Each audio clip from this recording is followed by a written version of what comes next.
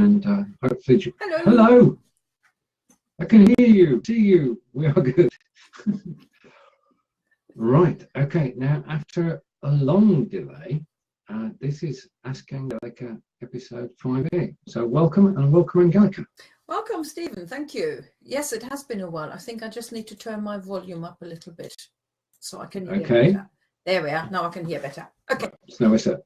Yeah. Okay, so welcome to Ask Angelika episode 5 with Angelika Davey of Angelika's German Tuition and Translation, and myself, Stephen. And today we're going to be talking about German. Surprise, surprise. It's a big surprise, isn't it? Where are we going to begin?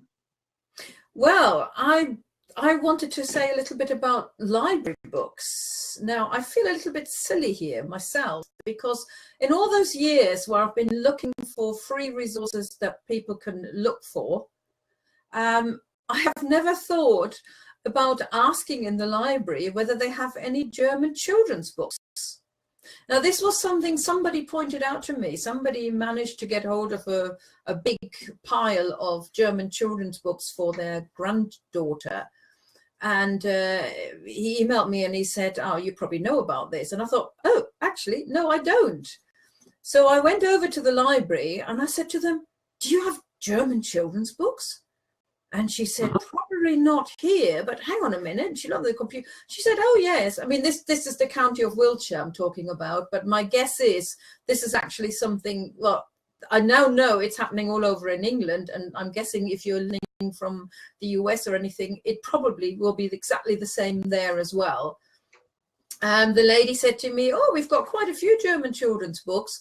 You would need to order them, but children's books you don't need to pay for. If you order an adult book, because it's not available in your library, at least in England, you will then have to pay for the order. But children's books, you don't. So she said, would you like to order some? And I said, oh, yes, please. And I said, what have you got? And she showed me this list, and I literally just went, I want that one, that one, that one, that one, that one, that one. And I ordered the full 12 books that I was allowed to have. And it was almost like Christmas when I got them. Now, the really nice thing, and that's the bit that surprised me the most, is that a lot of the books I got were actually in German and English. Ah, okay. Which is really useful if you're reading on your own. If you want to read, say, maybe you wanted to teach your child or grandchild, but maybe you're not too fluent yourself in German, or you just want to read it for the fun of it yourself. You don't need to tell anybody else you're reading a children's book, but you actually can read it in German and in English. I don't know whether I can show. No, I need to read. Yeah. I need to read upside down now. I think. No, it's fine. Du trekkst durch die Wasser, Wüste. Wüste, yeah. Trekking in the desert. Exactly. So if you were to cover that bit up, if you covered up the English bit and you couldn't remember what Wüste was, although the picture may give it away, you could then have a look at the English bit underneath. So it's a nice way. Or you could read together with the child. Depending on how well the child can read already, one of you will read the German version and the other one will read the English bit. So it's a lovely idea that I hadn't been aware of. Some of the other books I got were a bit harder. I've got one here which is only in German. This is actually a German children's book that the library then bought, and all the text is in German in there. But I was just over the moon when I got all those, and I thought, well, I need to pass that on, because maybe there are other people just like me who don't actually know about this. So people should just go to the local library, and what steps do you need to take then? I suggest you just ask them. Ask them if they have any German children's books. Most libraries do have a foreign language shelf. I had a look at the adult books. There were a handful of adult books in German in the library. And again, there may be other ones in the other local libraries which I could order if I'd wanted to and get as well. Certainly in Wiltshire, the German amount isn't as big as, for example, the Polish amount. They have a huge amount of Polish library books as well. Actually, this applies to any language. Indeed, yeah. Yes, so not that we want to talk about any language, but no, you don't really want to listen. You don't really want to read an Italian book or a Spanish book. But now, if you do, go to the library, find out what they've got. And the nice thing is, because you're not paying for it, if you end up with a book which is too easy or too hard, well, you just take it back. Right. You haven't wasted any money buying the books on Amazon and then found out that you didn't like it. So it's beautiful, and you can order it again if you liked it or if your child liked it. So you carry on. Sorry. So you can carry on ordering books throughout the year. Absolutely. I mean, you may be able to renew them. It depends on how popular the books are. You may be able just to renew them. And I know in some libraries, you may even be able to have them in for as long as you like. Wiltshire says for 3 weeks you can have them, and you can have 12 books. Any other library may be completely different. That's something for you to find out. But it encouraged me to get my library card again. I did have a library card which was over 20 years old, and they actually laughed when they saw it. So I've now got a new one, a nice shiny new library card, and I intend to use it possibly for others as well.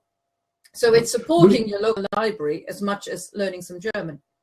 And we all want to do that because we want libraries to continue as a valuable resource. If you were learning German, if you're just beginning, I know it sounds daft, but would children's books be an idea?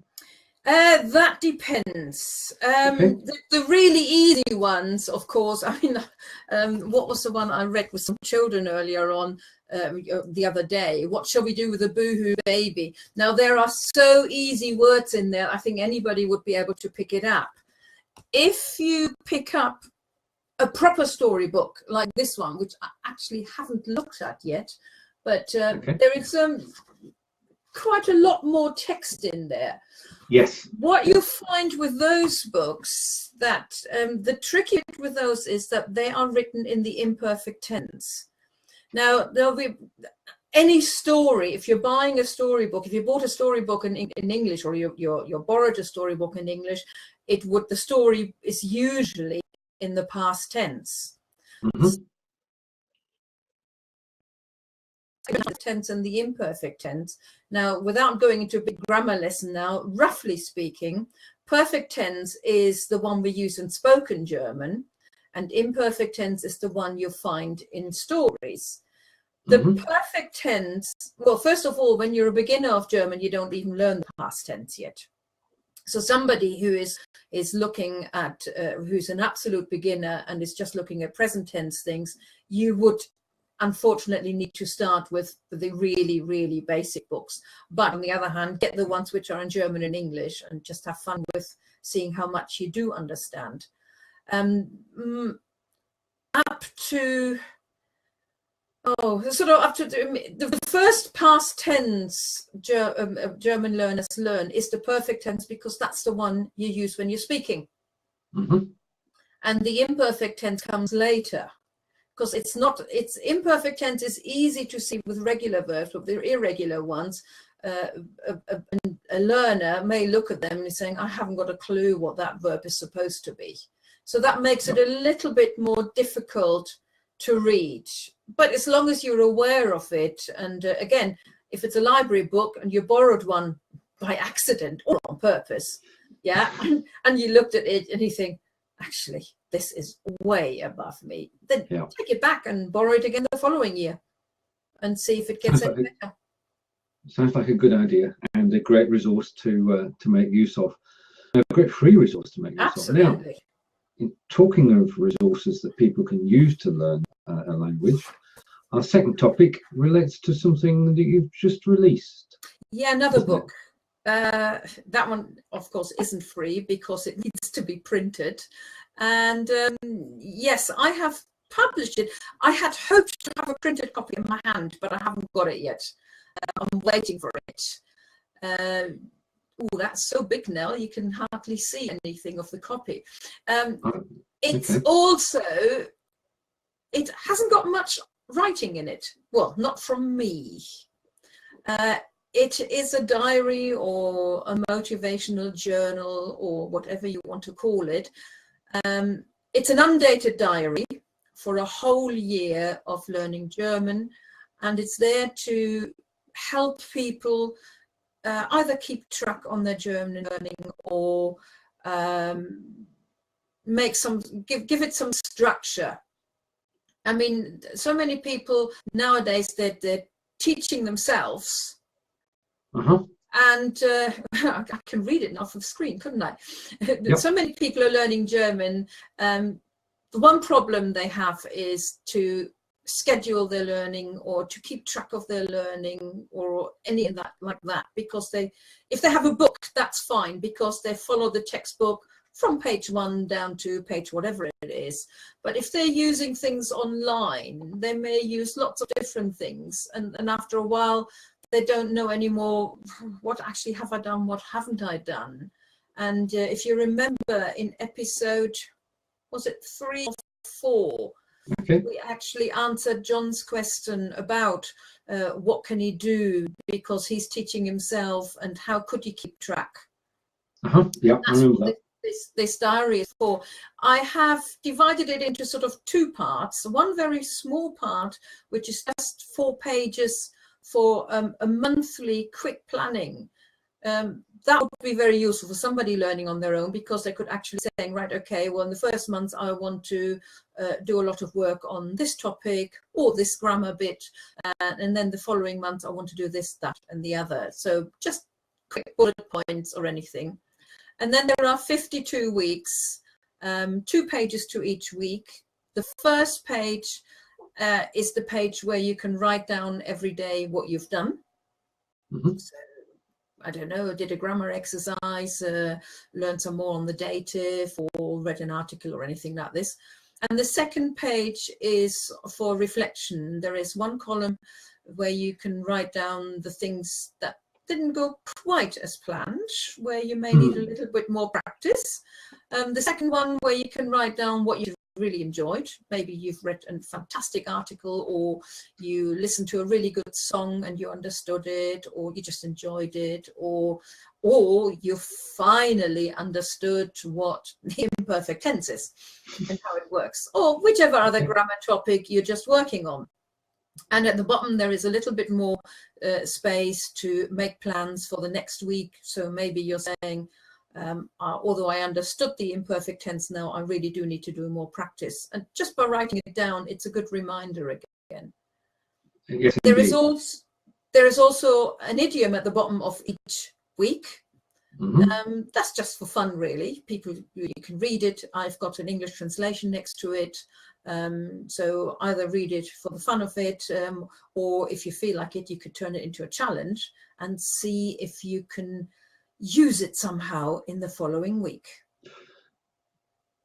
That would be quite a challenge. Right. Okay, so that's just a reminder then that it's now available on Amazon. Yes. A Year of Learning German, 52-week diary for German learners. And you can find it by going to Amazon and searching for German Learning Diary.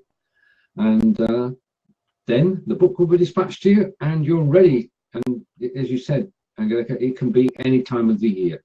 Yes, it's undated deliberately, so you don't have to wait till January. You can start at any time and just go and practice. Yeah, and you're recording what you've learned, and each week you're deciding what you're going to learn for that week.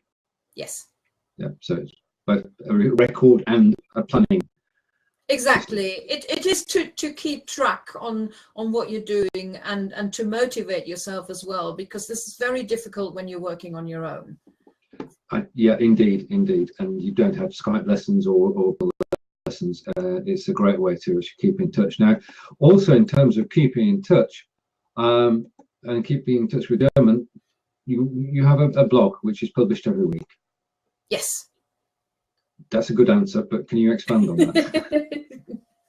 I'm not too sure what to say, really. Yes, I have got a blog, and it's usually every Monday I post a new blog post, sorry, and it's a variety. Sometimes it's a little bit of information about German language. Often it is actually a post about where people can find free resources, like the library books, what have we got there? For example, the German for horse lovers, that was several links of sort of horsey type language. I wanted to write the post myself first, but then realized I don't actually know anything about horses. I thought other people do. So there are links and there are videos for those people who do have a horse and or just like horses. Sometimes it's a grammar lesson. Sometimes it's a review about another app or anything like this. So it's a variety of things. And I try and make it a variety. I mean, I've done a series which I've started about German dialects, and once a month you'll find there is one in there. But the other times they're which help you organise your German learning. And finally, we look forward to seeing you in episode 6. And thank you for watching today. And it's goodbye from me. And it would be, if we can just manage it.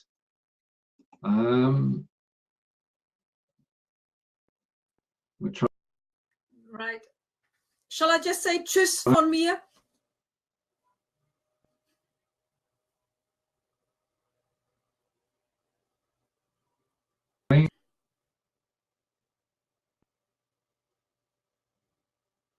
We're trying. Do you want to say goodbye? Okay, tschüss von mir. Yeah. Bye.